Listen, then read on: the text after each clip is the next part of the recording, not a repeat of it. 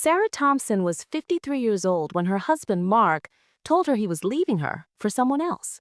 It happened on a quiet Tuesday evening in their big house in Charlotte, North Carolina. The kind of house with white columns and a wraparound porch that they bought together 28 years ago when they were young and thought forever was easy.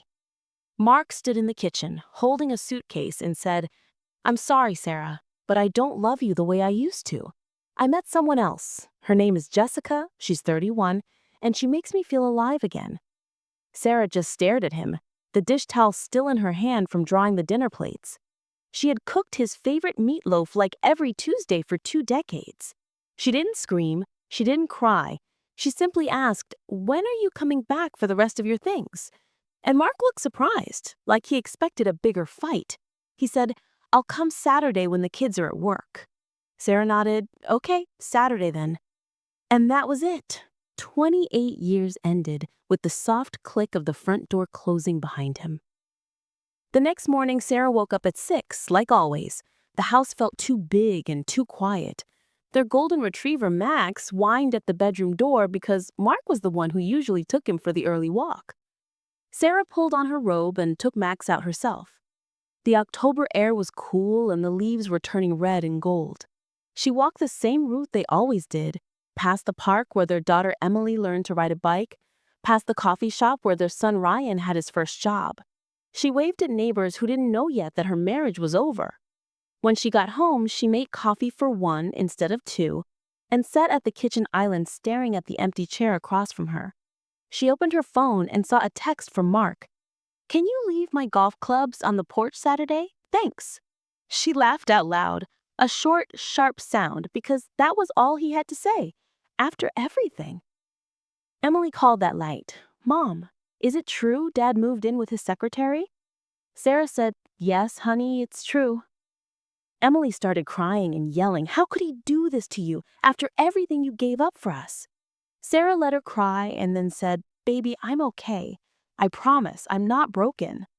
Ryan called an hour later, angry, wanting to go punch his dad. Sarah told him, "No violence, just let it be." Both kids said they would come home this weekend to support her, but Sarah told them, "Stay at your jobs, stay in your lives. I need to figure this out alone." Friday night, Sarah couldn't sleep. She walked through the house touching things. The couch they bought when Ryan was born, the dining table with the scratch from Emily's high school art project, the framed photos on the mantle of vacations and graduations and birthdays. She stopped at the big wedding portrait from 1995. She was 25, glowing in white, Mark handsome in his tux, both of them smiling like they would never hurt each other. She took the photo off the wall and put it face down in a drawer. She didn't throw it away, not yet, but she couldn't look at it anymore. Saturday came. Mark showed up at 10 with the U-Haul truck. Jessica stayed in the passenger seat, scrolling her phone. Mark loaded his golf clubs, his clothes, his books from the office. He didn't take much because most of the furniture Sarah had picked and paid for with her teacher's salary for 30 years. He tried to hug her goodbye, but Sarah stepped back and said, "Just take what you need, Mark. We don't have to pretend anymore." He looked hurt for a second, then nodded and left. Jessica never even got out of the truck. Sarah watched them drive away and felt something inside her shift. Not break exactly, but change, like a door closing, and she didn't know what was on the other side yet. That afternoon, Sarah drove to Target and bought new sheets, new towels, new coffee mugs, all in soft blue, her favorite color, that Mark always said was too girly.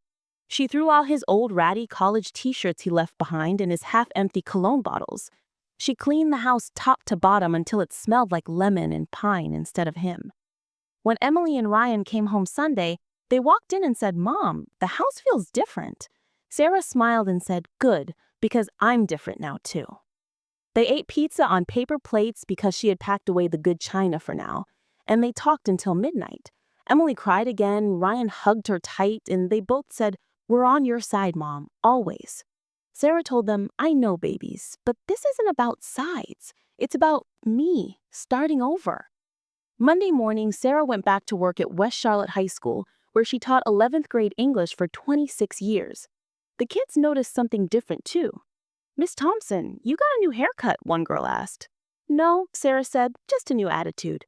they laughed, and the day felt almost normal until lunch when another teacher, Linda, who was also divorced, pulled her aside and said, "Girl, you look 10 years younger already." Sarah laughed and said, "Wait till you see what I do next." That night, Sarah opened her laptop for the first time in years and started an Instagram account just for herself. She called it Sarah After 50. She posted a selfie in her new blue pajamas holding a glass of wine, caption, 53 and single for the first time since I was 20. Cheers to whatever comes next. She didn't expect anyone to see it, but by morning, she had 30 followers, mostly old students and a few teacher friends sending heart emojis. One woman wrote, "I needed this, thank you." Sarah stared at the message and felt something warm in her chest for the first time since Mark left. The next weekend, Sarah did something crazy. She signed up for a pottery class at the community center every Thursday night. She had always wanted to try it, but Mark said it was messy and pointless.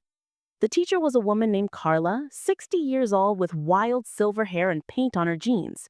She welcomed Sarah like an old friend on the first night. Sarah's bowl collapsed into a sad lump. Carla laughed and said, "Honey, that's not failure. That's the clay telling you it wants to be something else. Try again." Sarah tried again and again, and by the end of class, she had a crooked little bowl that didn't wobble. She took it home and put it on the kitchen counter where Mark's coffee mug used to sit. November came, cold and fast. Thanksgiving was coming, and the kids asked, "What do we do this year?" Sarah said, "We do it here, just us three. No dad, no Jessica." Emily looked relieved. Ryan nodded. Sarah cooked a small turkey, and they ate on the good china this time. They watched old home videos and laughed until they cried at Ryan with missing front teeth and Emily in her terrible 90s fashion. After dinner, Sarah said, "I have news. I'm selling the house." Both kids froze. "Mom, no!" Sarah said, "Yes, it's too big for one person and every room has memories. I'm ready to make new ones." She had already talked to a realtor. The market was hot and the house would sell fast. December brought Christmas lights and divorce papers. Mark's lawyer sent them right before the holidays. Sarah signed without fighting. She didn't want alimony, she wanted freedom. The judge granted the divorce on December 23rd. Sarah spent Christmas Eve alone by choice. She made hot chocolate and watched It's a Wonderful Life and cried happy tears because she finally understood what George Bailey felt when he realized his life mattered, even without money or glory. January 1st, Sarah woke up in the house for the last time. The movers were coming the next day. She walked through every room, saying goodbye to the walls that held her baby's first steps, her marriage vows, her tears and laughter. She left the wedding portrait face down in the drawer for the new owners, if they wanted it. She took Max in her pottery bowl and a few suitcases and moved into a small, sunny apartment downtown with big windows and hardwood floors. The first night, she sat on the balcony drinking tea, watching the city lights, and felt free for the first time. She posted a photo of her new balcony view on Instagram, caption, "New year, new home. Bye-bye suburbs, hello city."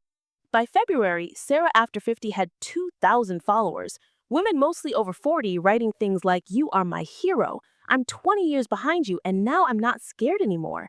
She started posting every day, little stories about her day, her pottery, her walks with Max, her thoughts about starting over. People loved her honesty. One day, a woman messaged her, "I'm 55 and my husband just left me for his gym trainer. I feel like I'm nothing." Sarah replied, "You are everything, and this is your beginning." The woman wrote back, "Thank you. I just booked my first solo trip to Italy because of you." Sarah cried reading that message. It felt like the first time she had helped somebody just by being herself. In March, Sarah booked the bravest ticket of her life, a 3-week solo trip to Bali, Indonesia. She had never seen an ocean without Mark beside her, but she found a flight deal too sweet to ignore. The kids freaked out when she told them. Emily texted, "Mom, are you sure you don't want me to come with you?" Ryan said, "I can fly down for part of it." Sarah laughed into the phone, "Sweethearts, I need to do this alone for the first time since I was 19. She packed light, 2 suitcases, and Max stayed with Emily. The flight was 14 hours long. She sat next to a woman from Sydney also traveling alone after a divorce. They talked the whole way, shared wine and stories, and landed in Denpasar like new friends named Lisa. Over the next 3 weeks, they became inseparable. They rented a scooter and drove along rice fields at dawn, practiced yoga on cliffs, ate the spiciest food Sarah had ever put in her mouth, laughed until their stomachs hurt, and one sunny afternoon she learned to scuba dive at 53. Her first breath underwater felt like rebirth. The instructor said most people their age are too scared to try. You did it on the first day. Sarah swam with green sea turtles and manta rays and thought this is what freedom tastes like salt water and sunshine. When she returned to Charlotte, she was browner, stronger, and her hair had natural sun-bleached stripes. She posted a video of her swimming with the turtles, and the account jumped to 8,000 followers overnight. A book agent DM'd her, "Your story is a book. Do you want to tell it?" Sarah stared at the screen for a full minute and typed back, "Yes, please." Within weeks, she had a contract from HarperCollins for Starting Over After 50, a memoir of the divorce that set me free. She started writing at 5 every morning before teaching class, coffee in one hand, laptop in the other, pouring out the pain, the betrayal, the quiet joy of waking up without someone else's snoring beside her. She wrote about the first night alone, how she cried into the pillow, then woke up and realized the bed was all hers. She wrote about pottery class in Bali, and the women messaging her, crying, "Thank you." She wrote like the words were on fire and finished the first draft in 6 months. The publisher sent her an editor named Maya, a woman in her 20s, who said, "Sarah, you are my hero, and I'm dating guys who call me too old at 30. They edited together over Zoom, laughing and crying until the book was ready for the world. By June, the city apartment felt too small. Her pottery filled every shelf. Followers sent gifts and letters, so Sarah bought a tiny cottage in the North Carolina mountains, 1 hour from Charlotte, with a deep porch and a stream out back. It was old and needed paint, but it was hers. Closing day was her 54th birthday. Emily and Ryan drove up with champagne and pizza. They danced on the porch to old country songs and watched fireflies. Sarah slept with windows open, listening to the water, and thought, this is peace.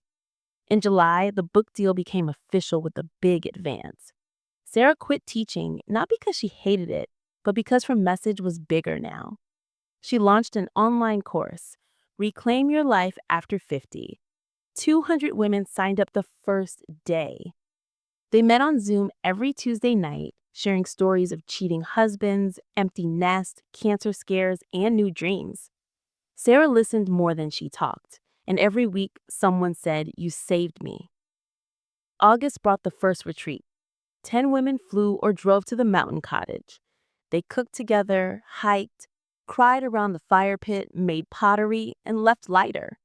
One woman from Ohio said, "I came here ready to die inside. I'm leaving ready to live." Sarah hugged her and whispered, "That's why we're here." By fall, Sarah After 50 hit 100,000 followers. Her book pre-orders went crazy. Oprah's magazine called her the self-help category. Women sent photos burning old wedding albums, starting businesses, getting tattoos, traveling alone. Sarah read every message and answered as many as she could. One night, Mark called. "Hey Sarah, how are you?" His voice was smaller than she remembered.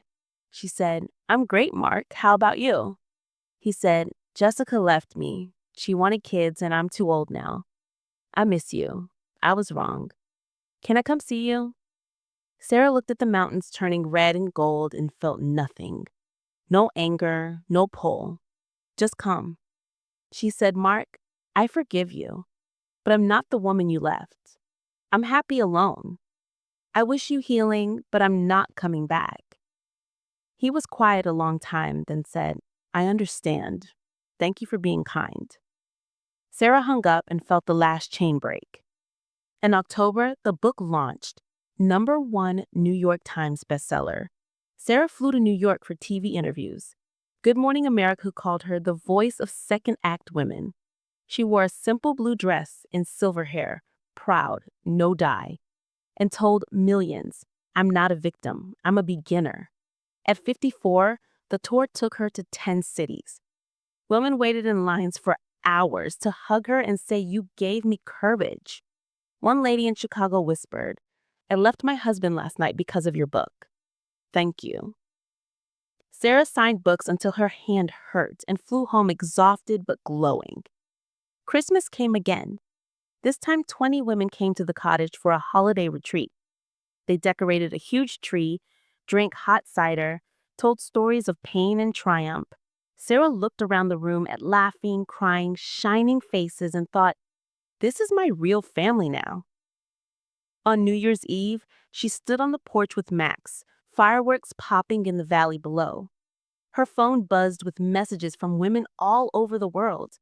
Happy New Year, Sarah. Thank you for showing us it's never too late. She raised her glass to the stars and whispered, Happy New Year to me too, the girl who finally chose herself. The new year brought snow to the mountains and a flood of messages. Sarah woke up every morning to hundreds of women saying, Your book changed my life. She hired an assistant named Zoe, a 30-year-old single mom who handled emails, bookings, and kept Sarah from burning out. They turned the old barn behind the cottage into a proper retreat center with 10 tiny bedrooms, a big kitchen, and a yoga deck overlooking the stream. The first official weekend sold out in 7 minutes. 40 women ages 45 to 72 flew, drove, or took buses to the Blue Ridge, North Carolina. They arrived scared, quiet, carrying suitcases full of pain and hope. Sarah greeted each one at the door with a hug and a mug of tea. The theme was From Broken to Builder. They cried on Friday night around the fire, sharing stories of cheating husbands, dead dreams, cancer scares, and new dreams. Sarah listened more than she talked, and every week someone said, You saved me. Saturday, they hiked to a waterfall and screamed their old names into the wind, then whispered their new names softly. Sarah screamed, Sarah Thompson, the housewife, then whispered, Sarah, the free woman. Sunday, they made pottery bowls. Again, this time, each woman wrote what she was leaving behind on a slip of paper and smashed it into clay dust before shaping new bowls from the pieces. When they left, every woman took their bowl home as proof she could rebuild. Spring exploded, green and wild. The retreat center booked solid 6 months ahead. Sarah raised prices, but created scholarships so no woman was turned away because of money. She started an online course, After 50 Real Talk. Every Thursday, she interviewed women who left corporate jobs at 55 to open bakeries, who discovered they were gay at 60, who beat breast cancer and ran marathons, who forgave husbands who never deserved it. The episodes hit 1 million downloads in 3 months. Sponsors called, but Sarah only accepted brands that helped women, like organic tea companies, female-owned activewear, a divorce lawyer who offered free first consultations. In April, Emily got engaged to a sweet guy named Alex, who treated her like gold. Sarah flew to Charlotte for the engagement party. Mark was there, with no date, looking thinner, grayer. He pulled Sarah aside and said, Sarah, you look incredible. I'm proud of you, but I miss our old life. Sarah smiled gently and said, Mark, there is no old life anymore. There's your life and my life, and they're both better this way. He nodded, eyes wet, and walked away. Emily hugged her later and whispered, Thank you for showing me what a strong woman looks like. May brought the 1-year anniversary of the divorce. Sarah woke up at dawn, walked to the stream with Max, and threw a single white rose into the water, whispering, Thank you for the lessons. Goodbye, pain. That night, 200 women joined a live Zoom party. They held up glasses, candles, signs saying 1 year stronger. Sarah wore a crown made of mountain flowers and said, Today, I am not celebrating the end of a marriage. I am celebrating the beginning of the rest of my life. The chat exploded with heart emojis and women posting photos from their own freedom parties all over the world. Summer meant more retreats, but also something new. Sarah launched an in-person coaching certification. She trained 20 women to become After 50 life coaches. They studied with her for 3 months in the mountains, learning trauma-informed listening, boundary setting, money mindset, and how to hold space for deep healing. The graduation ceremony was on a perfect July evening under string lights. Each new coach received a hand-thrown bowl and a necklace with a tiny silver turtle, Sarah's symbol of slow, steady, fearless rebirth. They cried, hugged, promised to pay it forward. In August, Oprah's team called. They wanted Sarah on Super Soul Sunday. The episode filmed in September.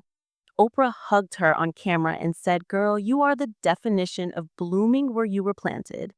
The show aired and Sarah After 50 hit 1 million followers overnight. Bookstores couldn't keep the paperback in stock. Women tattooed turtle symbols on wrists, ankles, collarbones, and tagged her. Fall brought speaking gigs. Sarah flew to Los Angeles, Chicago, Atlanta, Nashville, sold out theaters, 2,000 seats, women dressing up, wearing silver hair, proud, no apologies. On stage, she told the truth. "I was a good wife. I was a great mom. I was invisible. I thought love meant shrinking myself. I was wrong. Love starts right here," pointing to her own heart. The crowd stood, roared, cried. She ended every talk with the same line: "It is never too late to become who you were always meant to be." One night in October, Sarah got a message from Lisa, the Australian woman she met on the plane to Bali. Lisa wrote, "I'm getting married next month in Sydney. Will you be my maid of honor?" Sarah screamed, yes. She had built the family she always wanted, chosen, connected, fierce. December brought snow and a surprise. Mark showed up at the gate with a small box. He looked nervous. Sarah invited him in for coffee. He handed her the wedding ring she had left in the safe deposit box. "I kept it. I thought maybe one day," he stopped. "I don't want it back. I just want to say I'm sorry, and I'm happy you're happy." Sarah took the ring, smiled, and dropped it into the donation jar for the scholarship fund. "Thank you, Mark. Now go live your life." He left, crying, but lighter. Christmas Eve, Sarah hosted a candlelight ceremony. Every woman wrote what she was grateful for on paper and burnt it in the fire pit.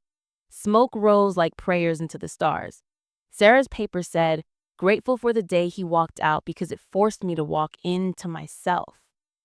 On New Year's Eve, Sarah stood on the porch again, this time with Zoe, Emily, Ryan, Lisa on video call, and 50 women in the yard holding sparklers.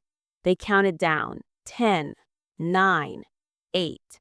Sarah looked at Max sleeping by the fire, looked at the million stars, looked at her million followers sending live love from every continent, and whispered to the universe, "Thank you for the second chapter. I'm just getting started." The third year after the divorce began as a blizzard. Sarah woke up to 3 feet of snow blanketing the mountains and her phone rang. Good Morning America, launching second act Heroes, wanted her to co-host with Robin Roberts twice a month. She talked live from cottage deck with snow falling. First guest, 63-year-old grandma rapping after husband died.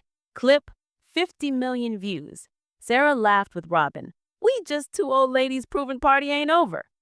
January, she quit podcast, hired full team. Zoe now ran operations, coaches did retreats, publicists booked keynotes. First one, $25K, 45 men. Felt guilty until they said, "Women flying from Japan to meet you deserve it." February 1st, TED Talk Vancouver title, "The Gift Nobody Wants." Divorce at 50 plus. Rehearsed weeks with Max. Red dress, spoke without notes about Mark leaving, brick on chest, turning into stepping stones. Said he gave me new future. Standing ovation, 4 minutes. Video, 100 million views. In spring, bought 20 acres next door. Red Barn turned into After 50 campus. Dorms, big kitchen, yoga studio, art room, hot tub valley view. Opening day, 900 women. Cut ribbon, danced in mud to umbrella. June, Emily pregnant, twin girls. Ryan cabin on property, grandbabies coming. Sarah cried, "Thank you, universe." Summer retreats, booked 2 years out, started free Turtle Circle online. 1,000 women first month. July, second book deal. Novel, The House She Left Behind. Burns wedding dress, build empire. Finished 90 days. Porch with Max, 7-figure deal. August 1st, international retreat, Tuscany, 100 women. Vineyards, made pasta, dance olive trees, cried wine cellar. Sarah, midnight Chianti. I used too small. Now I dream world. Fall, campus, 20 full-time staff, all women over 40. ex-lawyer, agriculture, ex-nurse, trauma, ex-teacher, finance, paid living wages, profit sharing, first place feels safe.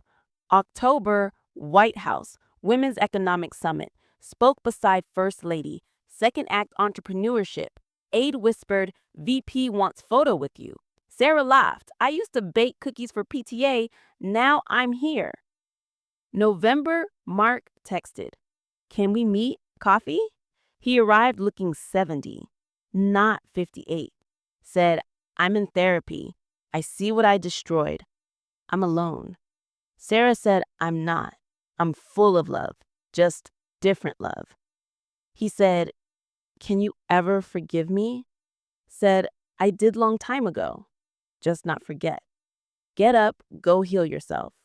Mark left crying, lighter. December, campus first holiday festival, 500 women, carols, bonfire, gift exchange, turkey bowls. Sarah stood on stage, announced After 50 Foundation just raised $2 million. Full scholarships, any woman, any age, anywhere, needs to rebuild life. Crowd went wild, fireworks, real ones, lit up the valley. Sarah whispered, thank you for the pain. It became my rocket fuel. New Year's Eve, 3,000 on live campus and 1 million online. They counted down together. Sarah held mic and spoke to the world. 3 years ago, I thought my life was over. Today, I know it just started. The fourth year opened with spring wildflowers everywhere and Sarah turning 57. She woke up on her birthday to 500 women singing happy birthday outside her farmhouse window.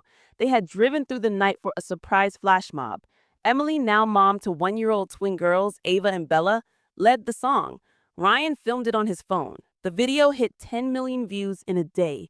Sarah cried laughing in her pajamas, hair wild, no makeup, and posted it with the caption, this is 57 and it's the best year yet. In May, Netflix called. They wanted a docuseries called Sarah After 50, The Movement. 6 episodes following real women through her retreats and coaching programs. Sarah said yes, but only if every woman gets paid and keeps full control of her story. They agreed.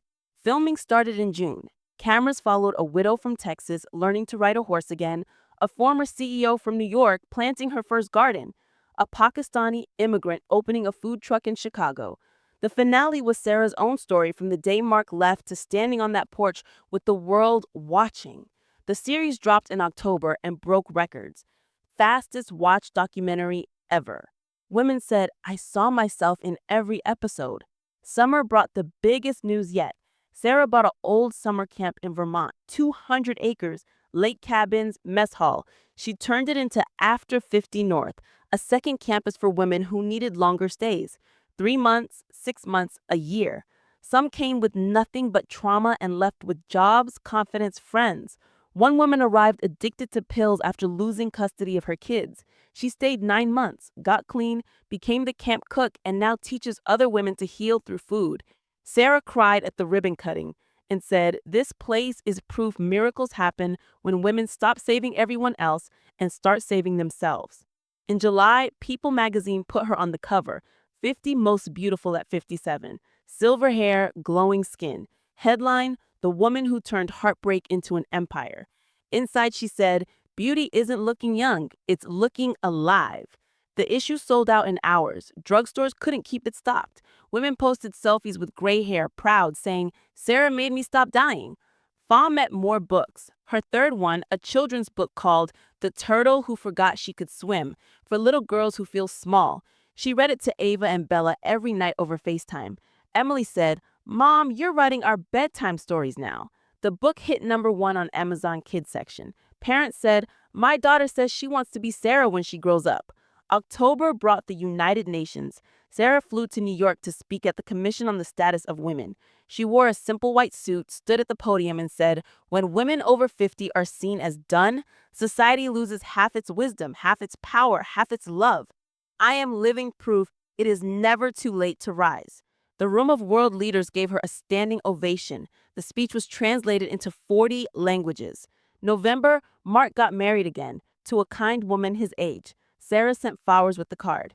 Happy for your new chapter. Healing looks good on you. He texted back, thank you for teaching me how to heal.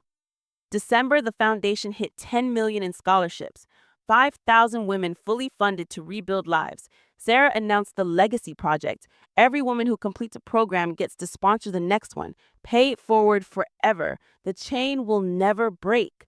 On her 58th birthday, Sarah woke up alone in the farmhouse. On purpose. She made coffee, walked to the lake with Max, now gray around the muzzle, sat on the dock and opened her journal. She wrote, "Dear younger Sarah, the one crying on the kitchen floor the night he left, I promise you this. You will laugh again. You will love again.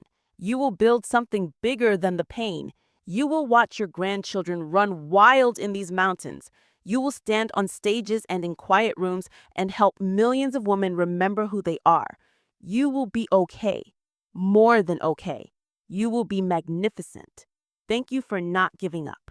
Love, always, older, wiser, happier Sarah." That night, 10,000 women joined a global Zoom party from every continent, every time zone. They held candles, lights, phones, and sang, "Happy birthday!"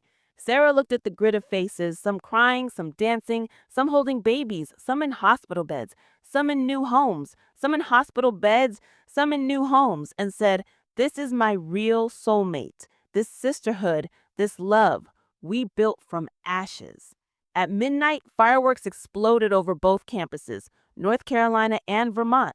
Drones spelled out "After 50" in the sky. Sarah stood between Emily and Ryan holding Ava and Bella, Ryan's new baby boy in her arms, Max asleep at her feet. She looked up at the stars and whispered to the universe, "Thank you for breaking me open. Thank you for letting me rebuild bigger. Thank you for showing me that 50 was not the end. It was the beginning of everything I was always meant to be." And somewhere across the world, a woman who had just been left closed her laptop after watching Sarah's story, wiped her tears, stood up, and whispered, "If she can do it, so can I." She opened a new document and started writing her own chapter 1. The end. Back home, the North Carolina campus now covered 500 acres with walking trails, therapy horses, a publishing house, a recording studio, a farm where women grew food and confidence. Sarah walked the paths every morning with Max's successor, a golden puppy named Hope. Women stopped her for selfies, hugs, tears, thank yous. One day, a 90-year-old woman in a wheelchair rolled up and said, "I came here because my daughter died, and I thought my life was over. I'm leaving with a boyfriend and a vegetable garden." Sarah laughed until she cried. Emily and Ryan built houses on the land. Their kids called her Mimi Sarah. The twin, now 6, ran wild with cousins, barefoot, chasing fireflies every summer. Sarah taught them pottery on the same wheel she started with. "Your hands can make anything beautiful," she told them, "even from broken pieces." One spring morning, Sarah got a letter, handwritten on old paper. It was from Jessica, Mark's ex-girlfriend, now 50 herself. She wrote, "I hated you once. I thought you had the perfect life. I took your husband to punish the world. I'm sorry. I was in prison for fraud. Met your book there. It saved me. I'm out now, clean, starting a shelter for women like me. Can I volunteer at your campus?" Sarah read it twice, tears falling, then wrote back, "Come home, sister. We have a cabin with your name on it." Jessica arrived 3 weeks later, tattooed, scared eyes soft. Sarah hugged her on the porch and whispered, "Welcome to the rest of your life." That fall, Sarah published her final book, called Full Circle, a letter to every woman who ever felt too old, too broken, too late. In it, she wrote, "I used to think 50 was the sunset. It was the sunrise. I used to think love meant marriage. It means choosing yourself first. I used to think success meant money. It means waking up excited to be alive." The book sold 10 million copies in the first month. Every copy donated profits to the foundation. On her 65th birthday, the entire movement threw the biggest party ever.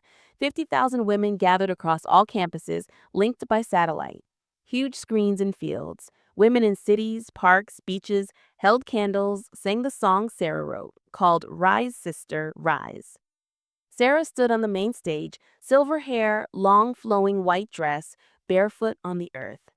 She held the mic and said, "Look around you. This is what happens when one woman refuses to stay small. We became a million voices, one heart. Tonight, I passed the torch. She called Emily to the stage, now 35, running the foundation day to day. Emily took the mic, tears shining. Mom, you taught us love looks like action. Thank you for building this so we never have to start from zero. Sarah stepped back, bowed deep. The crowd roared for 10 minutes. Later that night, Sarah slipped away, walked to the lake alone, sat on the dock, looked at the moon on the water. She opened her phone. Last post ever on Sarah after 50. 10 million followers waiting. She typed, "Thank you for walking with me. I'm not retiring. I'm returning to the quiet, to the stream, to the turtles, to the girl who once thought she was nothing and discovered she was everything." The page goes dark now, but the light lives in you. Rise, sister, rise. She hit post, turned off the phone, and smiled at the stars. The next morning, the world woke up to the news Sarah Thompson had quietly closed her account, handed the movement to the next generation, and disappeared into the mountains. Rumors said she lived in a tiny cabin, no internet, grew tomatoes, taught local kids to read, played guitar on the porch with hope at her feet. Women made pilgrimages, left flowers at the gate, but Sarah never came out. She didn't need to. Her work was done. The seed planted, the forest growing. Years later, little girls all over the world wore turtle necklaces, told their mothers, "When I grow up, I want to be like Sarah, the woman who turned 50 into forever." And on quiet nights, if you walk the Blue Ridge trails, you might see an old woman with silver hair dancing barefoot under the moon, laughing with the wind. She looks up, waves, and keeps dancing. Because some stories don't end, they just become legend.